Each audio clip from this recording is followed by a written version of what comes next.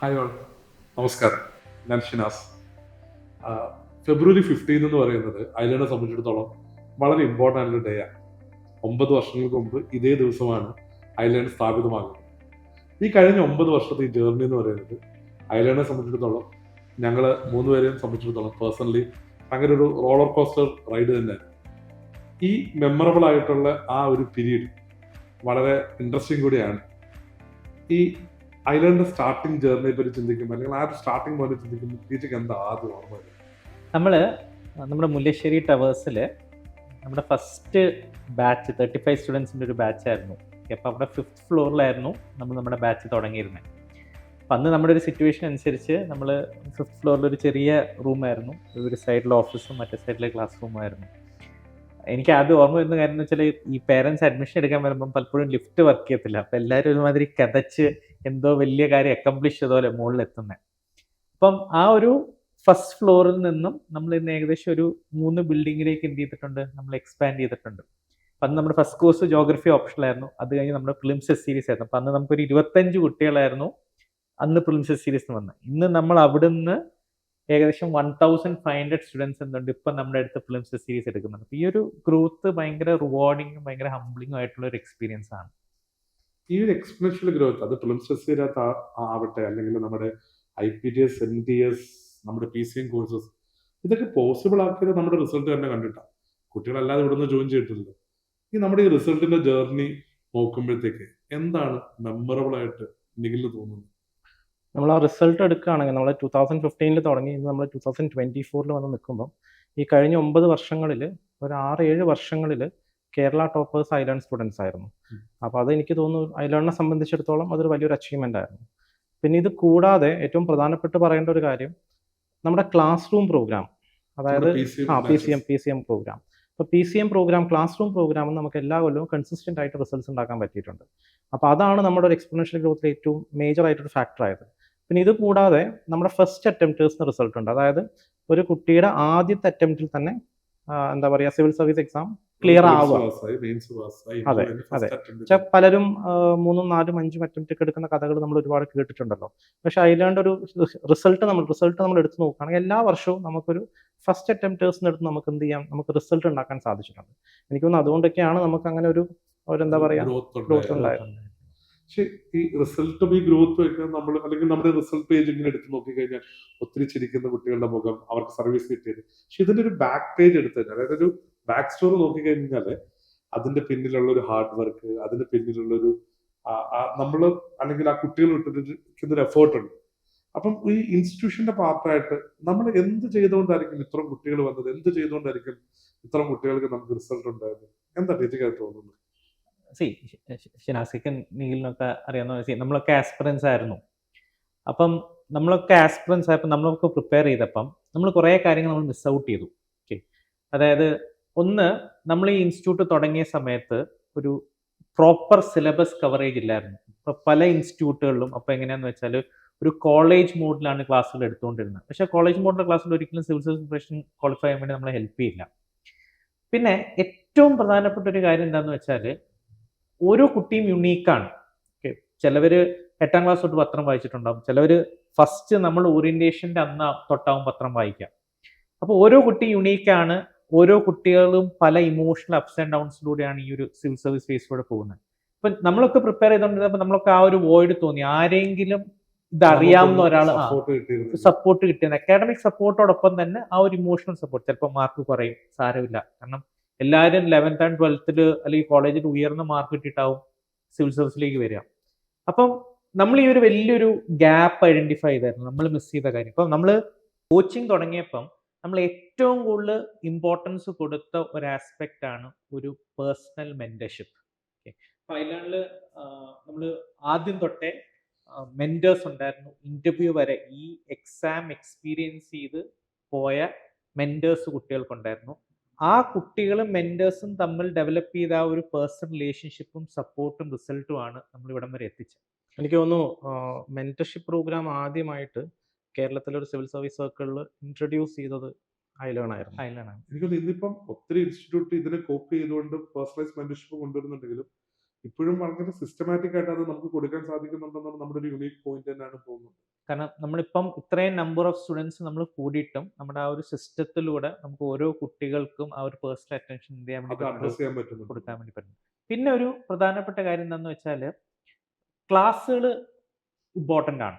Okay, ഞാൻ ഇത് പറഞ്ഞപ്പോൾ ഓർക്കുന്ന അതായത് ഞാനൊക്കെ തുടക്കത്തിൽ പഠിക്കുമ്പോഴത്തേക്കും സിലബസ് എന്ന് പറഞ്ഞ സാധനം എനിക്ക് കാണിച്ചു തന്നിട്ടൊന്നും ആരും. അപ്പൊ സയൻസ് ആൻഡ് ടെക്നോളജിയുടെ ക്ലാസ് വരുന്നു, എന്തൊക്കെ പഠിപ്പിക്കുന്നു, അപ്പൊ ക്ലാസ് നല്ലതാണ്, നമ്മൾ ഫോളോ ചെയ്യും. പക്ഷെ അത് വേണ്ടതാണോ വേണ്ടാത്തതാണോ എന്ന് എനിക്ക് ഇപ്പോഴും അതാണ് അറിയത്തില്ല. അതായത് സിവിൽ സർവീസ് എക്സാമിനെ സംബന്ധിച്ചിടത്തോളം ഏറ്റവും പ്രധാനപ്പെട്ട ഒരു കാര്യം, you need to understand what to read, what not to what read. Not to read. അപ്പൊ വാട്ട് നോട്ട് ടു റീഡ് ആണ് ആദ്യം മനസ്സിലാക്കേണ്ടത്. അപ്പം നമ്മളൊരു പ്രോബ്ലി എനിക്ക് തോന്നുന്നു കേരളത്തിൽ ഡെഫിനറ്റ്ലി ഇന്ത്യയിൽ തന്നെ ഏറ്റവും കൂടുതൽ നമ്പർ ഓഫ് അവേഴ്സ് കൊടുക്കുന്ന ഒരു ക്ലാസ് റൂം പ്രോഗ്രാമാണ് നമ്മുടെ. കാരണം അതിൻ്റെ ഒരു റീസൺ എന്താണെന്ന് വെച്ചാൽ ഒരു സ്ട്രോങ് ഫൗണ്ടേഷൻ ഇല്ലാതെ പ്രിലിംസോ മെയിൻസോ നമുക്ക് അഡ്രസ്സ് ചെയ്യാൻ വേണ്ടി പറ്റുന്നില്ല. പിന്നെ നമ്മൾ തുടങ്ങിയ സമയത്ത് നമ്മുടെ ഫസ്റ്റ് പ്രോഗ്രാം ജോഗ്രഫി ഓപ്ഷനിലായിരുന്നു. അതോടൊപ്പം തന്നെ നമ്മൾ തുടങ്ങിയതാണ് ടെസ്റ്റ് സീരീസ്. അന്ന് ആരും മാർക്കറ്റിൽ സിസ്റ്റമാറ്റിക് ആയിട്ട് ടെസ്റ്റ് സീരീസ് കൊടുക്കുന്നില്ലായിരുന്നു. അപ്പം പഠിക്കുന്നത് മാത്രമല്ല ടെസ്റ്റ് എടുത്തില്ലെങ്കിൽ ഫീഡ്ബാക്ക് കിട്ടുന്നുണ്ട്, ടെസ്റ്റ് നമ്മൾ എടുത്തില്ലെങ്കിൽ കറക്റ്റ് ആണോ ഇല്ല എന്നുള്ളത്. ടെസ്റ്റ് എടുത്തില്ലെങ്കിൽ ഈ പരീക്ഷ പാസ്സാൻ ഭയങ്കര ബുദ്ധിമുട്ടാണ്. ഞാനൊക്കെ അനുഭവിക്കുന്നുണ്ട്. ഞാൻ ഫസ്റ്റ് അറ്റംപ്റ്റിന്റെ മെയിൻസ് ഒക്കെ എഴുതുമ്പോൾ ഞാൻ എസ് ഒക്കെ ആദ്യം എഴുതുന്നത് എക്സാമിനേഷനല്ല, എന്തോ ഒരു ഭാഗ്യത്തിലാണെങ്കിൽ മാർക്ക് കിട്ടി രക്ഷപ്പെട്ട് പോയതാണ്. പക്ഷെ പല കുട്ടികൾക്കും അതിനു മുമ്പൊന്ന് എഴുതി ഇത് ഇങ്ങനെയാണ് എഴുതേണ്ടത്, ഇങ്ങനെയല്ല എഴുതേണ്ടത് എന്ന് പറഞ്ഞു കൊടുക്കാൻ ഒരു ടെസ്റ്റ് സീരീസ് സംവിധാനം അന്നില്ലായിരുന്നു. ശരിയാണ്. അപ്പം നമ്മൾ പ്രിലിംസിന് പ്രോപ്പർ ആയിട്ടുള്ള ടെസ്റ്റുകൾ UPSC മോഡൽ 100 ക്വസ്റ്റ്യൻസ്, കീ ഡിസ്കഷന്, പിന്നെ വീണ്ടും അവിടെ പേഴ്സണൽ ഗൈഡൻസ്. മെയിൻസ് വന്നപ്പം വളരെ റിഗ്രസ് ആയിട്ടുള്ള UPSC മോഡലുള്ള ക്വസ്റ്റ്യൻ പേപ്പർ, അതിൻ്റെ ഫീഡ്ബാക്ക്, മെൻറ്റർഷിപ്പ്. ഇപ്പം പ്രോബ്ലി 3 കാര്യങ്ങൾ. ഒന്ന് പ്രോപ്പറായിട്ട് സിലബസ് ഫോക്കസ്ഡ് ആയിട്ടുള്ള ക്ലാസ്സുകൾ, പേഴ്സണൽ മെൻറ്റർഷിപ്പ്, ടെസ്റ്റ് സീരീസ്. ഈ 3 പില്ലേഴ്സ് അന്ന് ഐലേൺ ഈ ഒരു സിവിൽ സർവീസ് ഇൻഡസ്ട്രിയിൽ കൊണ്ടുവന്നൊരു മേജർ കോൺട്രിബ്യൂഷൻ ആയിരുന്നു. അപ്പം ഇത് കാരണം നമുക്ക് റിസൾട്ട് ഉണ്ടായി, ഇത് കാരണം ഭയങ്കര വേർഡ് ഓഫ് മൗത്ത് സപ്പോർട്ട് ഉണ്ടായി. ഓക്കെ, നമുക്ക് ഒത്തിരി വെൽ വിഷേഴ്സ് ഉണ്ടായിരുന്നു. നമുക്ക് ഇത്രയും നാൾ കുറേ പേര് ലോസ്റ്റ് ആയിരുന്നു. അപ്പൊ ഈ 3 കാര്യങ്ങൾ വന്നപ്പോൾ എനിക്കും ക്വാളിഫൈ ചെയ്യാൻ വേണ്ടി പറ്റും എന്നൊരു ഐഡിയ കിട്ടി. എനിക്ക് തോന്നുന്നു ഇപ്പോഴും നമ്മുടെ അഡ്മിഷൻ എടുത്തു കഴിയുമ്പോഴും നമ്മൾ നോക്കുമ്പോഴത്തേക്കും ഈ നമ്മുടെ ബ്രാൻഡിനെ കണ്ടു വരുന്നതിനെക്കാളും കൂടുതൽ നമ്മുടെ പഴയ സ്റ്റുഡൻസ് റെഫർ ചെയ്തിട്ട് ചെയ്ത് വരുന്നത്. കാരണം അത് ശരിക്കും നമ്മുടെ ആ സിസ്റ്റത്തിലുള്ള പിള്ളേരുടെ ഫെയ്ത്ത് ആണ് കാണിക്കുന്നത്. ഈ ഓവർ എ പീരീഡ് നമുക്ക് ഇഷ്ടമുള്ള റിസൾട്ട് വന്നിട്ടുണ്ട്. Results are always very interesting and happy period, right? അപ്പം എന്തെങ്കിലും മെമ്മറബിൾ ആയിട്ടുള്ള ഒരു എലമെന്റ് ഇപ്പം നിഖിലിനെ സംബന്ധിച്ചിടത്തോളം വേറെ ഇൻട്രസ്റ്റിംഗ് ഒരു പാസ്റ്റ്. അതായത് നിഖില് ഒരു MNC വർക്ക് ചെയ്തിരുന്നതാണ്, ബിടെക് എംടെക് കഴിഞ്ഞ് MNC വർക്ക് ചെയ്ത. അപ്പൊ അവിടെ കിട്ടാത്ത എന്ത് കിട്ടിയത് കൊണ്ടായിരിക്കും നിങ്ങൾ ഇങ്ങോട്ട് തിരിഞ്ഞത്? അല്ല, ടീച്ചിങ് എൻ്റെ പാഷൻ തന്നെയായിരുന്നു. പിന്നെ സിവിൽ സർവീസ് ടീച്ചർ നേരത്തെ പറഞ്ഞ പോലെ പ്രോസസ്സിലൂടെ പ്രോസസ്സിലൂടെ പോയി അങ്ങനെയാണ് ടി ജിയെ പരിചയപ്പെടുന്നത്. അപ്പം അങ്ങനെയാണ് ഐലണ്ടിലേക്കൊക്കെ വന്ന് ഞങ്ങൾ ഐലണ്ട് എന്താ പറയുക തുടങ്ങുന്ന ഒരു രീതിയിലേക്ക് പിന്നെ ഷിനാസ് ജോയിൻ ചെയ്തു. അപ്പോൾ ആ ഒരു ജേണി അങ്ങനെ പോയി.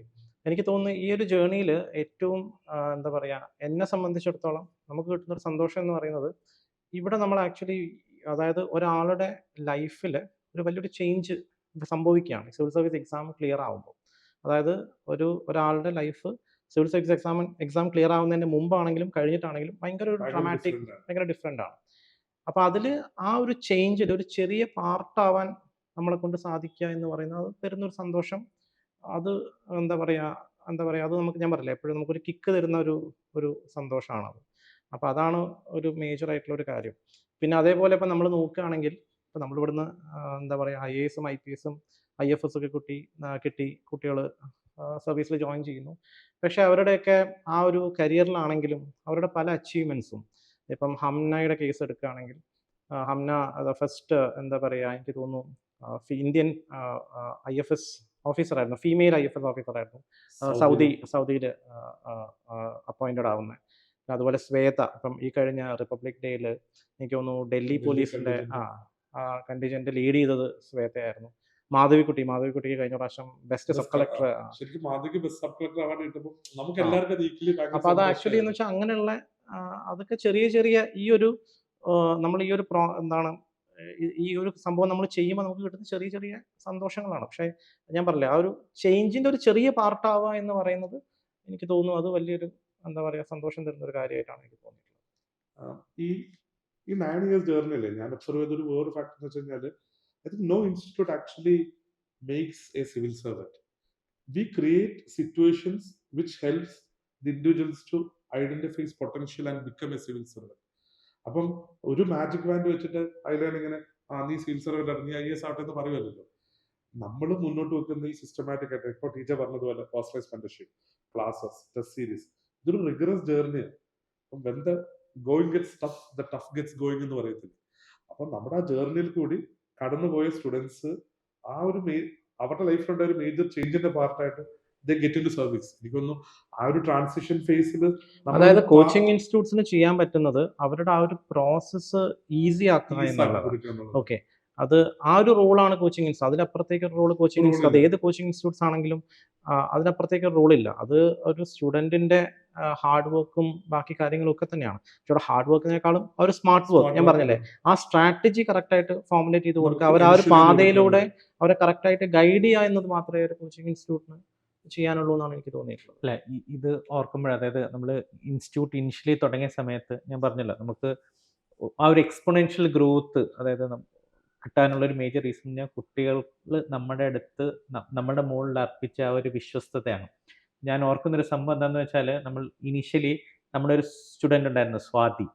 അപ്പോൾ സ്വാതി എന്താ ചെയ്തേക്കെന്ന് വെച്ചാൽ, നമ്മുടെ ആ ഒരു റിസൾട്ടും ഗ്രോത്ത് ഒക്കെ വന്നപ്പോൾ ആരെങ്കിലും നമ്മളെ കണ്ണ് വെച്ചാലോ എന്ന് പേടിച്ച് ഒരു എനിക്ക് ഓർമ്മയുണ്ട്, ഒരു ഡ്രീം ക്യാച്ചർ പോലെ ഒരു സൺ ബുക്ക് ഇട്ടു. അപ്പം അന്നാണ് എനിക്ക് റിയലൈസേഷൻ ഉണ്ടായ, നമുക്കിതൊരു ഒരു ഒരു ബിസിനസ്സാണ്, ഒരു കരിയറാണ്. പക്ഷെ കുട്ടികളെ സംബന്ധിച്ച് അവരുടെ ലൈഫിലൊരു പ്രധാനപ്പെട്ട ഫേസ് ആണ് നമ്മളുമായിട്ട് സ്പെൻഡ് ചെയ്യുന്നത്. അപ്പൊ ആ ഒരു റെസ്പോൺസിബിലിറ്റി എന്താണ്, അവരത്ര വിശ്വാസം നമ്മൾ കാണിച്ചത് കൊണ്ടല്ലേ അവര് തന്നെ അങ്ങനെ ഒരു ബിലീഫ് ഉണ്ടായത്. അപ്പൊ ആ ഒരു ചിലപ്പോൾ ആ ഒരു റെസ്പോൺസിബിലിറ്റി ചിലപ്പം വെയിൻ ചെയ്യാറുണ്ട്, മനസ്സിലായി. അപ്പൊ അതുകൊണ്ടാണ് ഇപ്പം, അതായത് നമ്മളൊരു കോഴ്സ് മാത്രമല്ല, it is important that we are playing a very important role in certain periods of a student's life. അതുകൊണ്ടാണ് നമ്മൾ 2 to 3 years ബാക്ക് നമ്മൾ ആ ഒരു കണ്ടിന്യൂസ് സപ്പോർട്ട് സിസ്റ്റം എന്നൊരു കോൺസെപ്റ്റ് കൊണ്ടുവന്നത്. അതായത് ഒരു കുട്ടി ഒരു സിവിൽ സർവീസ് ഡ്രീമുമായിട്ട് നമ്മുടെ അടുത്ത് വന്ന ഒരു വർഷം അവരുടെ കോഴ്സ് കഴിഞ്ഞാലും അവർ റാങ്ക് ലിസ്റ്റിൽ കയറുന്നവരെ അവരെ സപ്പോർട്ട് ചെയ്യുക എന്നൊരു എലിമെന്റ് കൊണ്ടുവരാനുള്ള റീസൺ അതാണ്. കാരണം ഒരു കോച്ചിങ് മാത്രമല്ല, അവരുടെ ഒരു ലൈഫിലൊരു ഡ്രീം, അവരുടെ ആ ഒരു യാത്രയുടെ എന്തോരം നമുക്ക് സപ്പോർട്ട് ചെയ്യാം, ദാറ്റ് സപ്പോർട്ട്. ഐ തിങ്ക് ഇനി അങ്ങോട്ടാണെങ്കിലും വർഷങ്ങളോളം ഈ കേരളത്തിലല്ല, ഇന്ത്യയിൽ തന്നെയുള്ള പല സ്റ്റുഡൻസിന്റെയും ആ ഒരു സിവിൽ സർവീസ് ജേർണിയിൽ ഒരു പോസിറ്റീവ് പാർട്ടാവുക, ഒരു പോസിറ്റീവ് ഇമ്പാക്ട് കൊണ്ടുവരിക. I think that is something that gives me the kick, and I believe that's what gives you also the kick. But I think Island will actually be doing the same thing.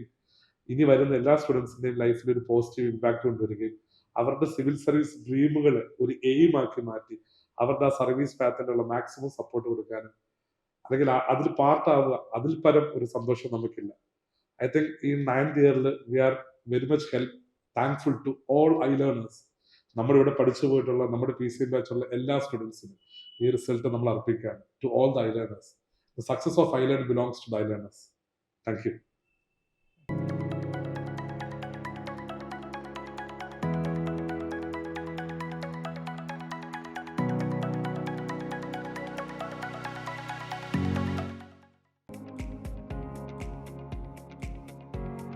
Come and join iLearn IAS and feel the difference.